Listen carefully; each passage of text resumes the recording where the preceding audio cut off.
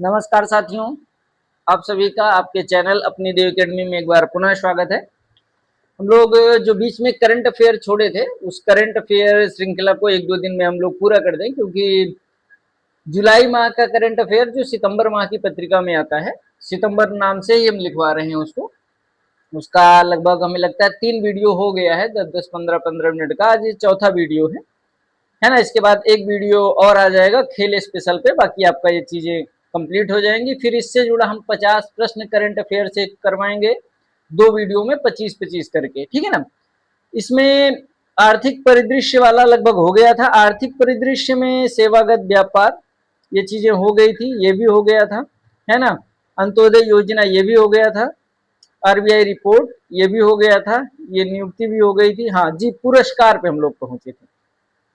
हम लोग कहाँ पर पहुंचे थे? पुरस्कार वाले टॉपिक पर पहुंचे थे, है ना। जिन भी बच्चों को ये पहली बार वीडियो मिल रहा होगा, वो पहले जाएं। इससे पहले जो 3 वीडियो हमने करंट का पढ़ाया है, पहले उस वीडियो को देखेंगे, तब ये चीजें समझ में आएंगी, क्योंकि अभी आपको ये नया लगेगा, है ना। क्योंकि हम सीक्वेंस से पढ़ा रहे हैं।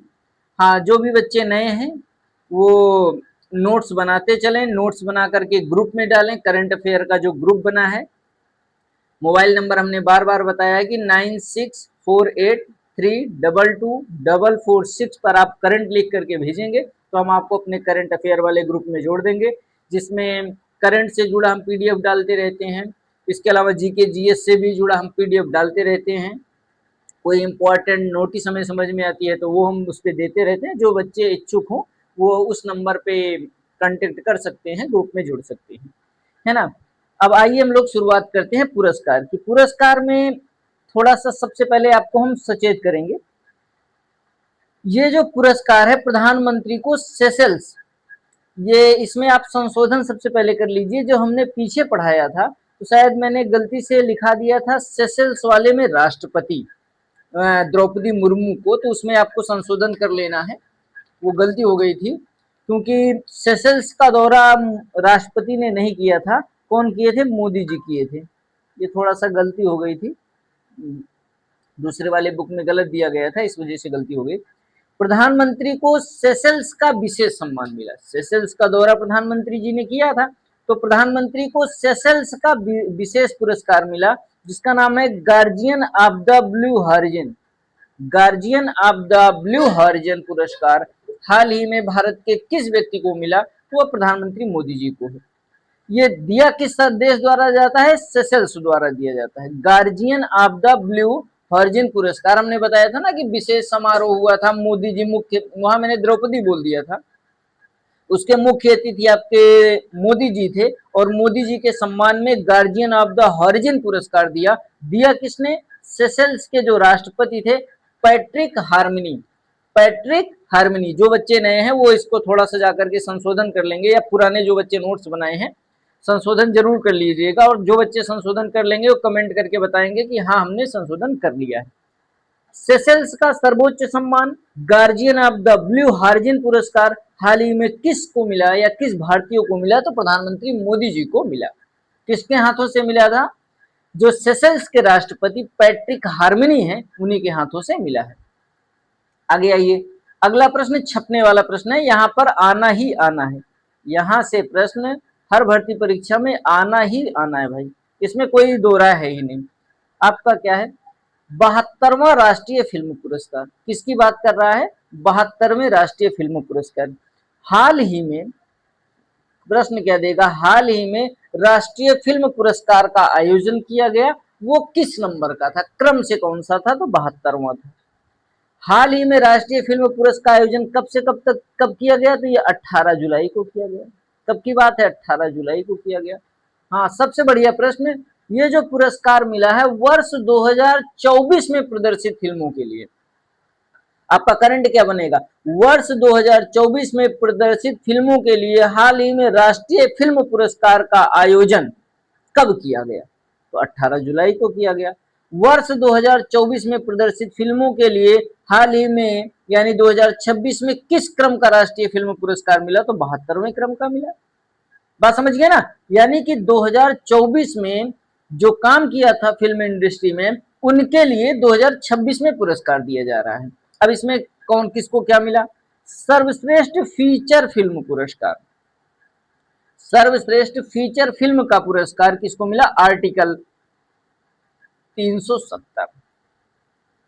सर्वश्रेष्ठ फीचर, फीचर आर्टिकल, सर्वश्रेष्ठ फीचर फिल्म पुरस्कार किसको मिला? आर्टिकल 370 को मिला। हिंदी भाषा की ये फिल्म है, इसके निदेशक आदित्य सुहास जम्भाले जी हैं। आगे आइए देखते हैं। बेहतरीन, बेहतरीन मनोरंजन की सर्वश्रेष्ठ फिल्म, यानी मनोरंजन की दृष्टि से अगर आप देखें, फीचर फिल्म तो हो गई 370, मनोरंजन, बेहतरीन मनोरंजन वाली, तो मनोरंजन की सर्वश्रेष्ठ फिल्म कौन सी है? कल की। सर्वश्रेष्ठ मनोरंजन फिल्म कौन सी हो गई आपकी? कल की। फिर तीसरा प्रश्न है सर्वश्रेष्ठ अभिनेता, छपने वाला प्रश्न। राष्ट्रीय फिल्म पुरस्कार 2026 में सर्वश्रेष्ठ अभिनेता किसे चुना गया? तो दो लोगों को चुना गया, एक मम्मूटी, एक कार्तिक आर्यन। जो कार्तिक आर्यन है ये हिंदी फिल्मों से जुड़े हैं और मम्मूटी जी मलयालम फिल्मों से जुड़े हैं। इनको, इनकी फिल्म जो है ब्रह्म युगम फेमस हुई है, इनकी है चंदू चैंपियन। प्रश्न क्या बना? राष्ट्रीय फिल्म पुरस्कार 2026 के लिए सर्वश्रेष्ठ अभिनेता किसे चुना गया? तो मम्मूटी और कार्तिक को। अभिनेता किसको चुना गया? मम्मूटी और कार्तिक जी को चुना गया। सर्वश्रेष्ठ अभिनेत्री की बात करते हैं, तो सर्वश्रेष्ठ अभिनेत्री आपकी यामी गौतम है। जी हाँ, ये देखिए यामी गौतम, सर्वश्रेष्ठ अभिनेत्री यामी गौतम, जो कि आर्टिकल 370 में अभिनेत्री का रोल किए थे। उसके बाद सर्वश्रेष्ठ गीत का पुरस्कार किसको मिला? मैदान फिल्म का गीत है जाने दो के लिए, जाने दो, जाने दो के लिए सर्वश्रेष्ठ गीत का पुरस्कार मिला। और सर्वश्रेष्ठ हिंदी फिल्म कौन सी घोषित की गई? श्रीकांत। सर्वश्रेष्ठ हिंदी फिल्म कौन सी घोषित की गई? श्रीकांत। आइए एक बार फिर से आपको समझाते हैं। कह रहा राष्ट्रीय फिल्म पुरस्कार 2026-2024 के लिए दिया गया, जुलाई में इसका आयोजन किया गया, 72वां इसका क्रम था। सर्वश्रेष्ठ फीचर फिल्म आर्टिकल 370 थी, मनोरंजन वाली कल की थी, सर्वश्रेष्ठ अभिनेता मम्मूटी और कार्तिक आर्यन थे, सर्वश्रेष्ठ अभिनेत्री यामी गौतम जी थी, सर्वश्रेष्ठ गीत जाने दो के लिए दिया गया और सर्वश्रेष्ठ हिंदी फिल्म श्रीकांत। इस वीडियो को देखिए, आप परेशान नहीं होना, इसको लिखने के बाद एक दो बार ऐसे सुनते रहिए, देखते रहिए। फ्री बैठे हैं, जब आपको लगता है कि आपका समय बिल्कुल बेकार जा रहा है, फर्जी बैठे हैं, तब इसको देखिएगा।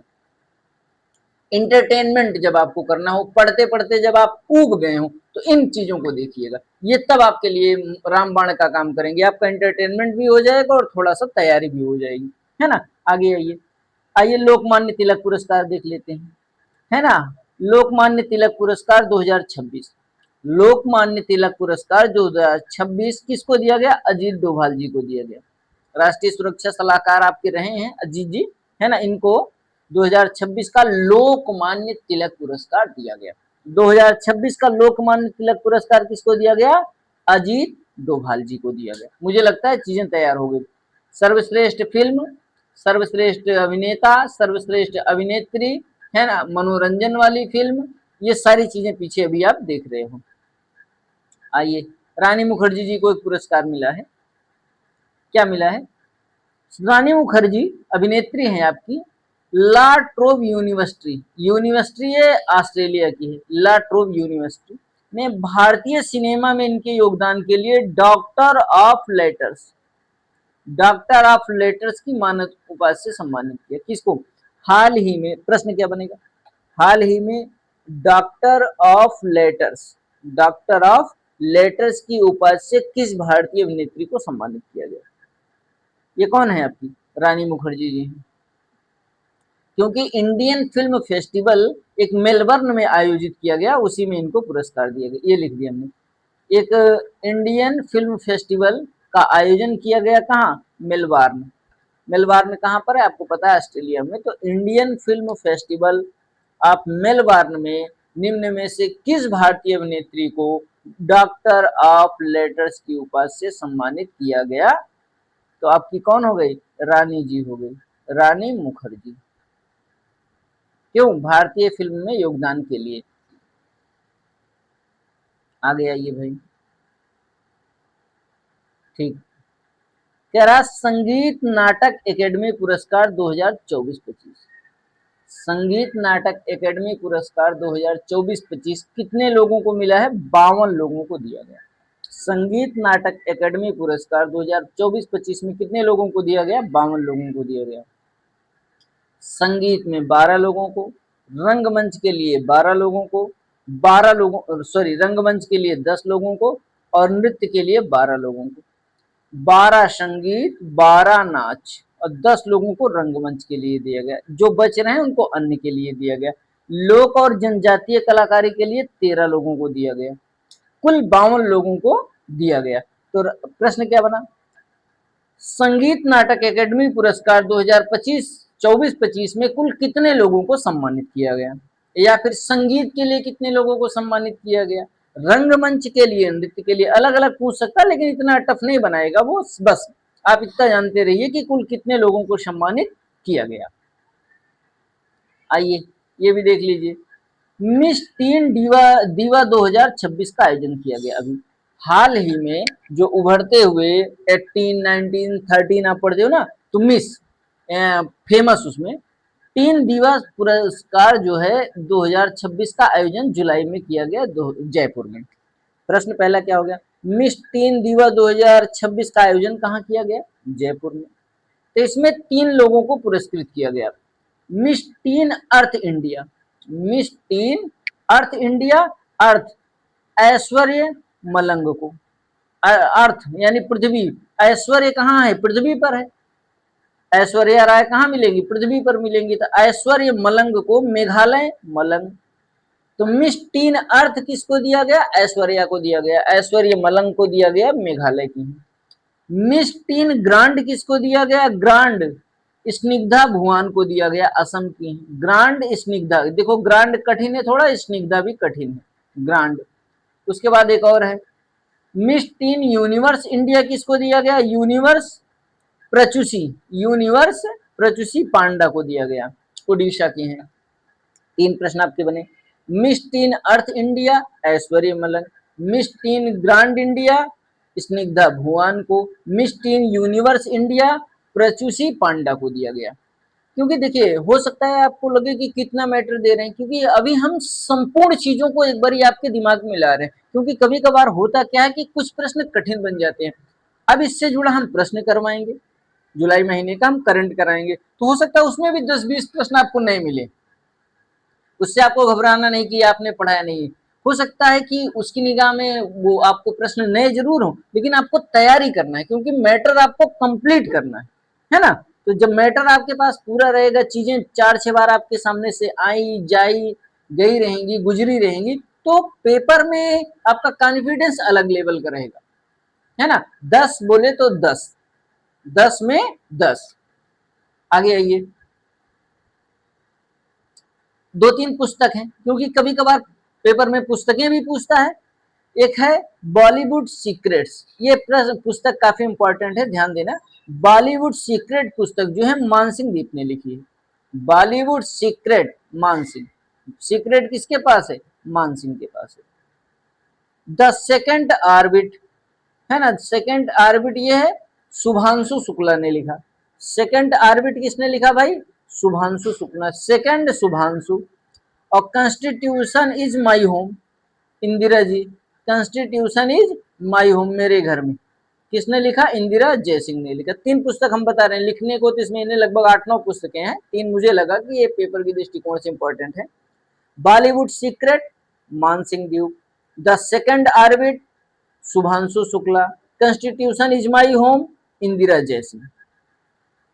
आगे आइए, कुछ दिवस यहां से जुड़े देख लेते हैं, मेन दिवस। 1 जुलाई को स्टेट बैंक दिवस मनाया जाता है, सबको पता है। 4 जुलाई को अमेरिका का स्वतंत्रता दिवस मनाया जाता है, ठीक है। 11 जुलाई विश्व जनसंख्या दिवस, ये आपको थोड़ा सा याद करना है, युवा वाला। विश्व युवा कौशल दिवस 15 जुलाई को। इससे पहले एक बार ये भर्ती परीक्षाओं में पूछा गया है, यूपीपीसीएस के एक पेपर था, उसमें कूट में ये प्रश्न आ चुका है कि विश्व युवा कौशल दिवस कब मनाया जाता है। तो आने वाली परीक्षाओं के लिए थोड़ा इंपॉर्टेंट है, क्योंकि जुलाई महीना चल भी रहा है ना। तो विश्व युवा कौशल दिवस कब मनाया जाता है? युवा कौशल दिवस कब मनाया जाता है? 15 जुलाई को। युवा लोग इकट्ठा हुए 15 जुलाई को। अंतरराष्ट्रीय नेशनल मंडेला दिवस 18 जुलाई को, पुराना दिवस है, फेमस है। बैंकों का राष्ट्रीयकरण 19 जुलाई को हुआ था, है ना, 69 में। तो ये हो गया। आगे आइए, विश्व शतरंज दिवस। अभी शतरंज ग्रैंड प्रतियोगिता में भारत को 99वां शतरंज ग्रैंड मास्टर मिला है ना। तो 20 जुलाई को शतरंज दिवस मनाया जाता है। आम दिवस, आम आम आम आम जुलाई का आम, 2 जुलाई यानी 22 जुलाई को आम दिवस। कारगिल दिवस, जी बिल्कुल, 26 जुलाई को मनाया जाता है। विश्व हेपेटाइटिस दिवस 28 जुलाई को। अंतरराष्ट्रीय बाघ दिवस, बाघ की गणना भी चल रही है ना, 29 जुलाई को मनाया जाता है। और एक है अर्थ ओवर डे, अर्थ ओवर डे, ये है अर्थ ओवरशूट डे, जो मनाया जाता है 30 जुलाई को। तो इन चीजों को एक दो बार ऐसे आप पढ़ लीजिए, है ना, रिवीजन करना जरूरी है। जब 2-3 बार पढ़ेंगे तो आपको चीजें तैयार हो जाएंगी। जो बच्चे नए हैं वो 9648322446 पर मैसेज करके आप अपने करंट अफेयर ग्रुप में जुड़ सकते हैं, ठीक है ना। और आगे आइए, कुछ राष्ट्रीय और अंतर्राष्ट्रीय विज्ञान प्रौद्योगिकी से जुड़ा मैटर देखते हैं। कह रहा भारतीय पर्यटकों से भरा नाव। अब ये घटना घट गई भारत में। भारतीय पर्यटन, कुछ लोग घूमने गए थे समुद्री जहाज से। तो जब जहाज पहुंचा वियतनाम, वियतनाम हनोई, है ना, वियतनाम पहुंचा तो जहाज, समुद्र में उफान आया। उफान इतना खतरनाक था कि जहाज पलट गया। उस जहाज में लगभग 40-41 लोग सवार थे और ऐसा जानकारी मिला कि लगभग 15 भारतीय पर्यटकों की उसमें से मृत्यु हो गई। कुछ को तो बचा लिया गया तुरंत, कुछ लोग लेकिन मर गए थे। तो हाल ही में एक भारतीय नाव जो समुद्री यात्रा पर निकला था पर्यटकों का, तो उसमें कितने भारतीयों की जान चली गई, कितने भारतीयों को जान देना पड़ गया?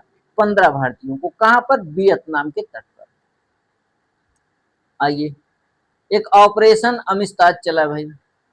ऑपरेशन, ऑपरेशन सिंदूर हुआ, ऑपरेशन, इस तरह से तमाम ऑपरेशन होते हैं। तो एक भारत ने ऑपरेशन चलाया वेनेजुएला। वेनेजुएला में भी भूकंप आया।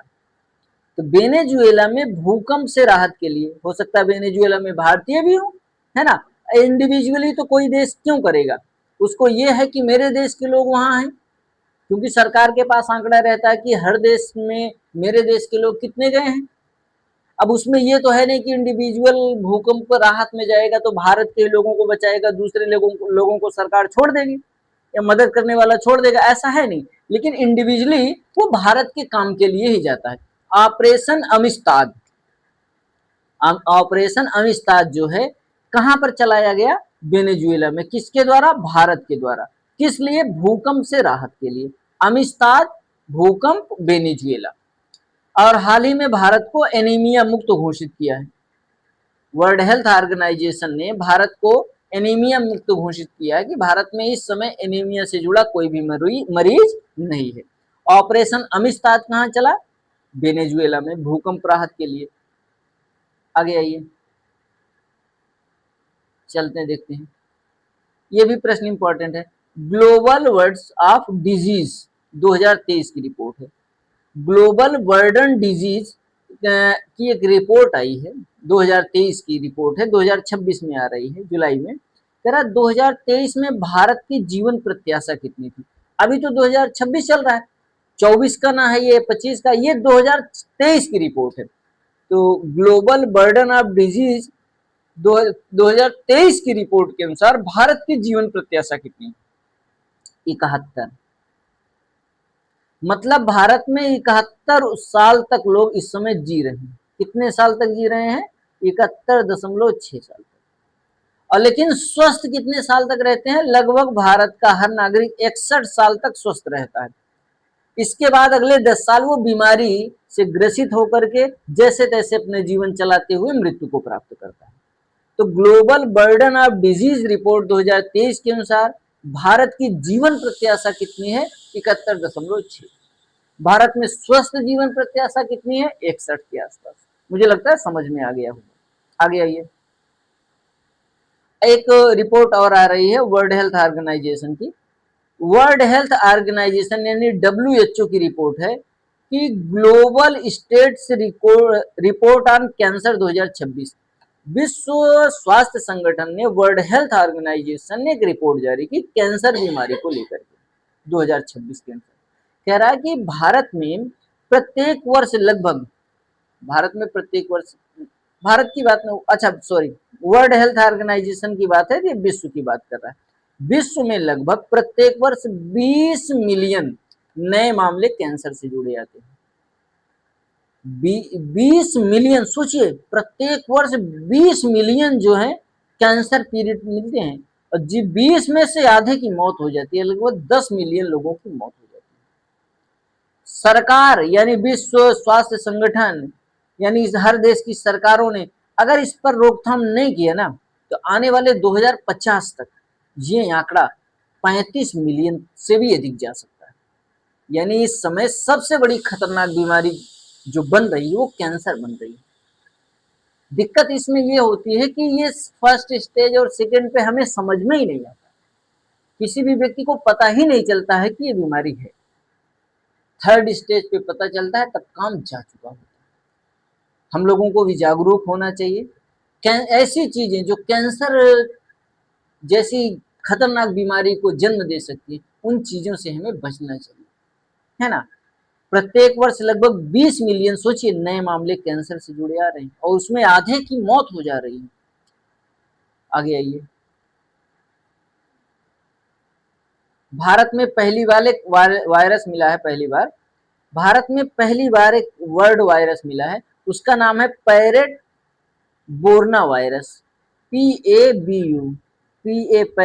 BU Borna virus.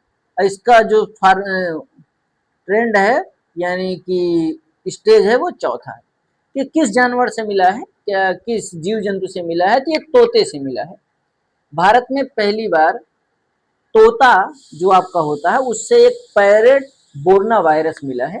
इससे पहले भारत में ये वायरस नहीं मिलता था। अच्छा, चर्चा में क्यों है, क्योंकि इसके कारण कई लोगों की मृत्यु हुई है। आगे आइए जी। अगला है आपका, भारत में नागरिक पंजीकरण प्रणाली लागू की गई।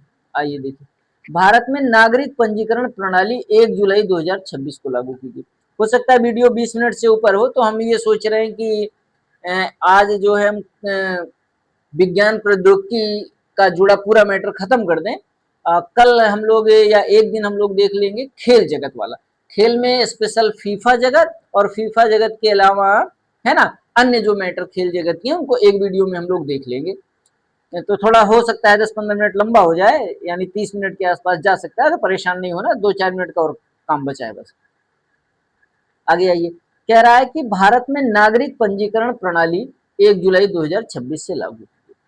तो कह रहा है कि जन्म के समय कितने प्रतिशत लोगों का पंजीकरण हो जाता है, तो 99%, यानी 99% एक लोगों का पंजीकरण होता है। और कह रहा है कि उसमें जो पंजीकरण होता, मान लीजिए 100 लोगों पैदा हुए, फिर से समझा रहे हैं, देखिए बात, मान लीजिए 100 लोग पैदा हुए, है ना, तो 100 लोगों में कह रहा है कि जन्म जो पंजीकरण है, जन्म पंजीकरण की रेट है वो 99.1, यानी कि लोग लगभग 100 में से 99% लोग पंजीयन करा लेते हैं, ऑनलाइन रजिस्ट्रेशन हो जाता है, जन्म प्रमाण पत्र बनता है। कहने का मतलब, लोग मृत्यु जिनकी होती है उनका पंजीकरण रेट कितना है, 99.4। आप प्रश्न क्या बनेगा, कह रहा कि भारत में नागरिक पंजीकरण प्रणाली 2026 के अनुसार भारत का जन्म पंजीकरण रेट कितना है, तो 99.1, और मृत्यु पंजीकरण रेट कितना है, 99.4। ठीक है ना। आगे देखिए, कह रहा 2023 में पंजीकृत जन्मों की संख्या 2023 का, क्योंकि आंकड़ा 2023 के हिसाब से आया, 26 में आया जरूर है, लेकिन 23 का आंकड़ा दे रहा है। तो कह रहा है 2023 में पंजीकरण जन्म, यानी कि कितने लोगों ने पंजीकरण करवाया 2023 में, 252.1 लाख लोगों ने, और 2024 में 254, यानी 52 से 54 बढ़ा है। और मृत्यु का पंजीकरण आंकड़ा कितना है, 86 लाख, 86, और 2024 में 87, 88, 89 लाख रुपए। बात समझ गए ना। अब इसमें देखिए और क्या है, पंजीकरण जन्म की संख्या 2023 की बात करेगा तो 252, 24 की बात करेगा 254, 2454। मृत्यु की बात करेगा 2024 में तो 89 और 23 में बात करेगा तो 86। आगे आइए, फिर कह रहा है इस हिसाब से एक आंकड़ा और आया है, बड़ा इंटरेस्टेड आंकड़ा है, लिंगानुपात। राष्ट्रीय पंजीकरण लिस्ट के हिसाब से जो लोग पैदा हो रहे हैं उसमें 1000 पुरुषों पर महिलाओं की संख्या कितनी, भारत की बात कर रहा है 917, 917। अच्छा, सबसे ज्यादा लिंगानुपात किस साल कहां पर मिला है, अरुणाचल प्रदेश में, कितना, 1050। सबसे ज्यादा लिंगानुपात कहां, 1050। और सबसे कम कहां पर है, नागालैंड में, 865, 865। अब देखिए प्रश्न क्या बनेगा, आपसे कहेगा भारत में नागरिक पंजीकरण प्रणाली के अनुसार भारत का लिंगानुपात कितना है, 1000 पुरुषों पर लिंगानुपात कितना है, 917। अब आप देखने के बाद प्रश्न तुरंत नहीं मार देना है कि 944, 945, 943, है ना, क्योंकि आपको प्रश्न ये समझना है कि करंट से जुड़ा मैटर है। भारत में नागरिक पंजीकरण प्रणाली 2026 के अनुसार भारत का लिंगानुपात कितना है, 1000 पुरुषों पर 917 महिलाएं। सबसे ज्यादा अरुणाचल प्रदेश का 1050 है और सबसे कम नागालैंड का है। ठीक, आगे आइए। भारत विश्व का चौथा सबसे बड़ा एलएनजी यानी री गैसिफिकेशन बाजार बना, यानी कि गैस की मार्केटिंग करने के लिए, है ना, स्टोरेज कि हमारे पास संसाधन हम बेच सकते हैं, है ना, ये अपने लिए उपयोग कर सकते हैं। तो भारत विश्व का सबसे बड़ा री गैसिफिकेशन बाजार बन गया है ना, बहुत इंपॉर्टेंट नहीं है। भारत में पहली डेंगू वैक्सीन बन चुकी है भाई, भारत की पहली डेंगू वैक्सीन का क्या नाम है, क्यों डेंगू, डेंगू, क्यों डेंगिया एट द आर। देखिए हमने लिखा है ना, क्यों डेंगिया एट द आर। तो भारत की पहली डेंगू वैक्सीन का क्या नाम है, क्यों डेंगिया एट द आर। हमें लगता है ये हो गया होगा। आगे आइए, भारत का प्राणी और वनस्पति डेटाबेस भारत में कह रहा है इस आधार पर कितने प्रकार की विविध प्रजातियां मिली, तो 1,00,000, 5,000, इकाई, दहाई, सैकड़ा, हजार, 10,000, लाख, 10 लाख, है ना, लगभग 10 लाख के आसपास कितनी मिल रही है जैव विविधता प्रजातियां, 10 लाख। बहुत इंपॉर्टेंट नहीं है, छोड़ दो, कोई मतलब नहीं है। हाँ, ये वाला प्रश्न इंपॉर्टेंट है। असम का, असम, असम का बोरजुली क्षेत्र, असम का कौन सा क्षेत्र, बोरजुली, जैव विविधता विरासत स्थल घोषित किया गया। हाल ही में निम्न में से किस क्षेत्र को जैव विविधता विरासत स्थल घोषित किया गया है, जैव विविधता, विविधता बोरजुली, कहाँ का है ये, असम का है। बात समझ गया ना, जैव विविधता स्थल किसको घोषित किया गया है, असम का बोरजुली क्षेत्र। और एक प्रश्न और है, देखिए कह रहा है कि हाल ही में भारत और इंडोनेशिया के मध्य जो समझौता हुआ उसमें एक बंदरगाह को विकसित करने की बात कही है, भारत ने भी और इंडोनेशिया, यानी ये संयुक्त विकास होगा। तो उस बंदरगाह का नाम है सबांग बंदरगाह, सुमात्रा द्वीप पर पड़ेगा। सबांग बंदरगाह भारत और इंडोनेशिया संयुक्त रूप से विकसित करेंगे, किस लिए, व्यापार के लिए। तो सबांग बंदरगाह कहां पर है। और हाल ही में जो इंडोनेशिया का सर्वोच्च सम्मान है बितांग आदिपूर्ण, बितांग आदिपूर्ण जो पुरस्कार है, ये भारत के प्रधानमंत्री मोदी जी को भी मिला। आगे आइए, भारत का यूरेनियम आपूर्ति समझौता हाल ही में किस देश के साथ हुआ है, यूरेनियम आपूर्ति समझौता भारत का ऑस्ट्रेलिया के साथ हुआ है। और ये प्रश्न छपेगा किसी न किसी लोकल परीक्षा में कि हाल ही में किस राज्य की नगर निगम ने या किस स्थान की नगर निगम ने 1 घंटा में 3,61,000 पेड़ लगाए। सोचिए 1 घंटे में कितना, 3,61,000 पेड़ लगाने का रिकॉर्ड बनाया। तो अहमदाबाद नगर निगम ने, किसने, अहमदाबाद नगर निगम ने 1 घंटा में सोचिए 3,61,000 पेड़ लगाने का रिकॉर्ड बनाया है। ठीक, इससे जुड़ा एक वीडियो और आएगा, खेल जगत का स्पेशल रहेगा, है ना, करंट अफेयर इस जुलाई माह का हो जाएगा, जो सितंबर नाम से हम सेव कर रहे हैं। आप लोगों को क्लास कैसी लगी कमेंट करके जरूर बताएं, है ना। बाकी जो भी बच्चे करंट पढ़ना चाहते हैं आपके संपर्क में हैं, उनको आप इस ग्रुप से जोड़ सकते हैं, करंट अफेयर वाले ग्रुप से। आज भूगोल की क्लास नहीं होगी, कल हम हो सकता है भूगोल पढ़ाएं या फिर जो है करंट का देख के खत्म कर देंगे। सोच रहे हैं कि अभी इसको ऐसे चलने दें, एक एक दो दो दिन गैप करके बनाएं, क्योंकि मैटर इकट्ठा करना होता है ना। और आपको क्लास कैसी लगी आप जरूर कमेंट करके बताएं। अपने दोस्तों को जोड़िए, वीडियो को शेयर करिए, चैनल को सब्सक्राइब करने में भी मदद करिए और लाइक तो जरूर मार के जाइए, ठीक है ना। नोट्स बनाकर, हाँ मेन बात है नोट्स बना करके ग्रुप में डालना है, जो भी बच्चे एक्टिव है। ठीक है दोस्तों, आज की क्लास बस इतना ही। नमस्कार।